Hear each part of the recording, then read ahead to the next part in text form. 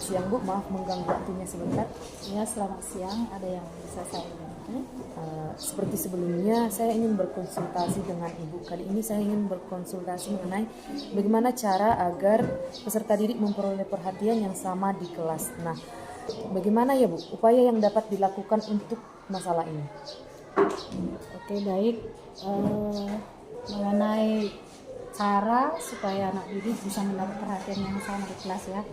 Jadi sebelum kita masuk ada beberapa cara, nanti kita harus mengetahui dulu bukti nyata kalau anak didik itu sudah mendapat perhatian yang sama di kelas. Itu buktinya yang bisa kita lihat itu nanti dia sudah ikut terlibat dalam proses pembelajaran di kelas.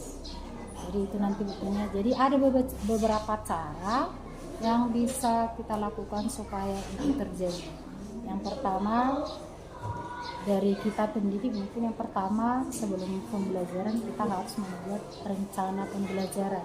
Tapi di sini kita usahakan rencana pembelajarannya yang istilah inklusif. Inklusif sendiri itu artinya berasal dari terdapatnya keberagaman atau perbedaan yang ada pada peserta didik di kelas. Jadi untuk itu kita membuat rencana pembelajaran yang bisa menjangkau seluruh keberagaman yang ada pada peserta didik. Nah, yang kedua, berhubungan dengan rencana pembelajaran, kita menggunakan berbagai metode pengajaran bervariasi, karena tadi kemampuan anak didik itu berbeda, jadi cara mengajar itu juga harus berbeda. Kita buat variasi, misalnya bisa nanti kita ganti-ganti dalam kerja kelompok, bisa dari tanya jawab, bisa metode kita belajar langsung ke konkret dan yang lainnya. Yang ketiga mungkin yang tidak kalah pentingnya menciptakan lingkungan belajar yang inklusif.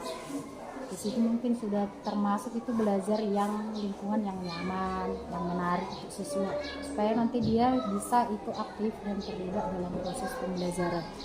Jadi untuk itu, berhubungan dengan itu kita harus membuat atau menyediakan fasilitas yang sesuai dengan kebutuhan belajarnya.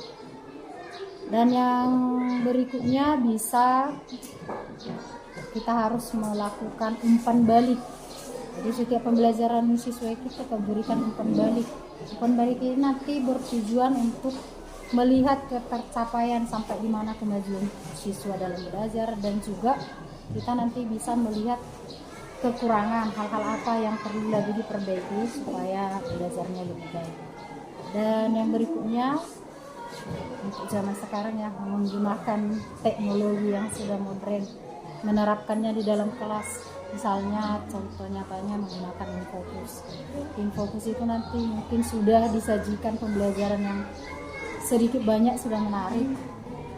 Nanti itu bisa menarik perhatian siswa dan dia bisa ikut terlibat. Misalnya menggunakan PowerPoint, slide-slide itu nanti menarik, video, dan untuk yang sekarang itu yang model Canva. Dan yang terakhir yang tidak kalah penting yaitu melakukan kerjasama dengan orang tua. Mungkin kita mengadakan rapat untuk beberapa waktu pertemuan. Nanti di situ akan membahas, kita akan berbicara dengan orang tua tentang siswa tersebut supaya tetap sama-sama memberikan motivasi belajarnya maupun di sekolah maupun di rumah, dan juga sama-sama mendukung dalam bentuk memenuhi semua kebutuhan siswa di dalam belajar. Kira-kira demikian yang bisa saya jelaskan. Terima kasih. Baik Bu, terima kasih atas penjelasannya. Saya akan mencoba nanti untuk mengaplikasikannya di dalam pertemuan berikutnya. Terima kasih ya Bu. Sama-sama.